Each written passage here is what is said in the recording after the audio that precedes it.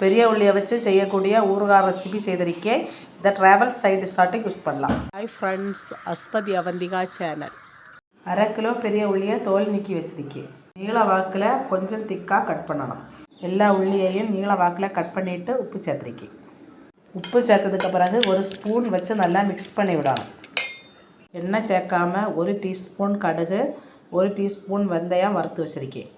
வெந்தயம் கடுகு சூடாறுனதுக்கு பிறகு மிக்சியில் போட்டு பொடிச்சிருக்கணும். ஒரு பேன் அடுப்பில் வச்சு சூடானதுக்கு பிறகு அதில் நல்லெண்ணெய் சேர்த்துருக்கேன். கடுகு வெந்தயம் பொடிச்சு வச்சுருக்கேன். நல்லெண்ணெய் சூடானதுக்கு பிறகு அடுப்பு ஆஃப் பண்ணி விட்டுட்டு 1/2 டீஸ்பூன் மிளகாத்தூள், வறுத்த வெந்தய கடுகு பொடி, 1/2 டீஸ்பூன் பெருங்காயத்தூள் சேர்த்துருக்கேன்.